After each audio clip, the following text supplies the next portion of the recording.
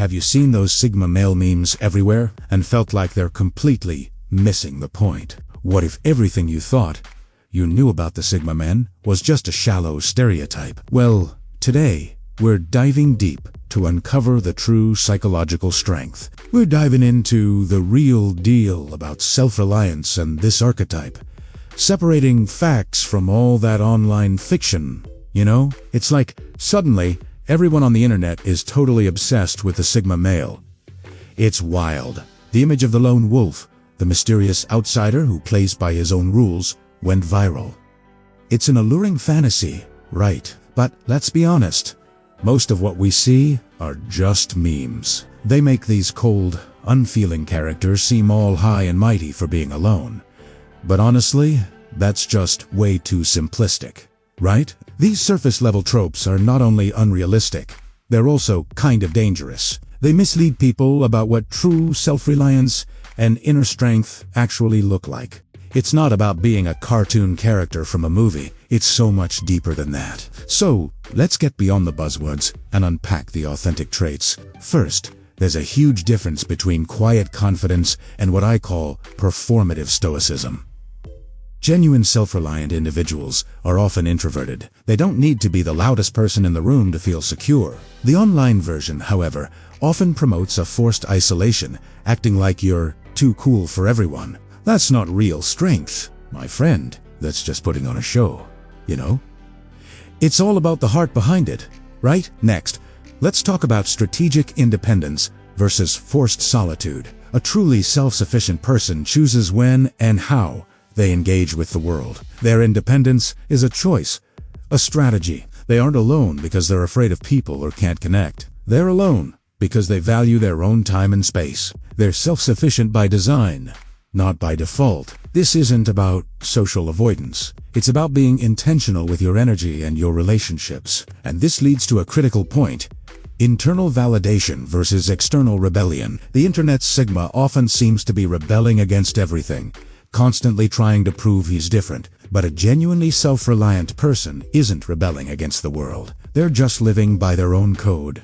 They've shifted their focus from seeking approval from others to finding validation within themselves. Their compass is internal. They know who they are and what they stand for, and they don't need an audience to confirm it. It's a quiet, powerful sense of self, not a loud declaration of defiance. Now, where does this kind of self-reliance come from? Let's get into the psychology of it. You know, a lot of this really goes back to attachment theory, right?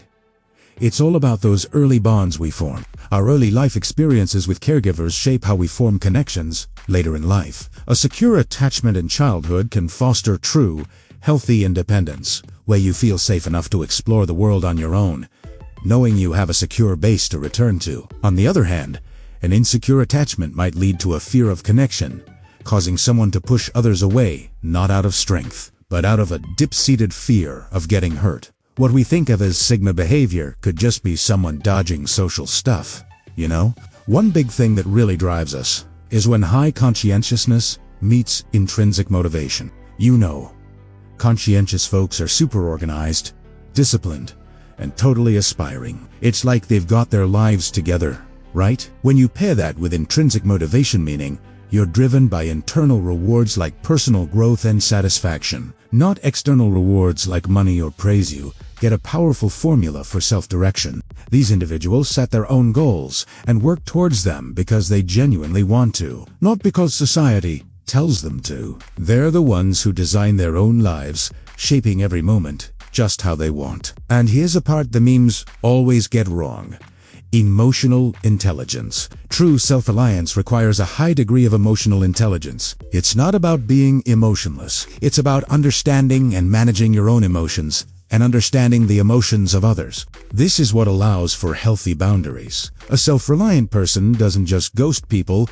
or cut them off without explanation. They really know how to share what they need and set their boundaries in a clear, respectful way. They can say no without feeling guilty and can navigate social situations with grace, even if they prefer solitude. It's about being in control of your social world, not running away from it. However, aspiring to be this Sigma figure can be a double-edged sword, especially if you're only following the online caricature. First, there's the isolation trap. The pursuit of independence can easily slip into detrimental loneliness. Humans are social creatures. While solitude is valuable, complete isolation is harmful to our mental and physical health. If the quest for self-reliance makes you feel disconnected and alone, it's a sign that something is wrong. Remember, if you're ever struggling with these feelings, reaching out to a friend, family member, or a mental health professional is a sign of true strength. Another danger is misinterpreting strength as apathy. When you focus so much on being independent and internally validated, you risk appearing cold, uncaring, or detached to others. You might be so absorbed in your own world that you neglect the important relationships in your life. Real strength isn't about not caring. It's about caring selectively and deeply about the things and people that truly matter to you. Stagnation is a real risk. It can totally hold us back. The meme version of Sigma feels like a done deal, right? But real self-mastery is all about growing and changing. It's a continuous journey of learning, adapting, and becoming a better version of yourself. If you adopt a rigid lone wolf persona, you close yourself off to new experiences, new perspectives, and new opportunities for growth. True strength is all about being flexible, not stiff or easily broken, So, if you're inspired by the idea of self-mastery, how do you build your own path in a healthy way? Cultivating an internal locus of control is key. It's all about owning your choices. This means recognizing and focusing on what you can actually influence: your thoughts, your actions, your responses, rather than worrying about external factors you can't control, like what other people think of you. This right here is the secret sauce for unlocking your true inner power. Keep your connections alive by engaging smartly, instead of just pulling back completely. Don't just cut everyone off. Instead, be the curator of your own social life. Choose to invest your time and energy in connections that genuinely enrich you, that inspire you, and that support your growth. Quality over quantity is key. It's about building a small but strong circle of allies, not shutting the door in the world. And most importantly, take the time to define success on your own terms. Society has a very loud, very narrow definition of what a successful life looks like, but you don't have to listen to it. What does a fulfilling life look like to you? What are your values?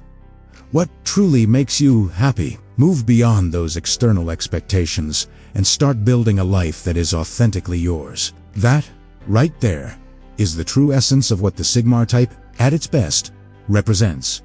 The courage to live a life of your own design. Thanks so much for watching. If you found this breakdown helpful, give this video a like and subscribe for more deep dives into psychology and self-growth. See you in the next one.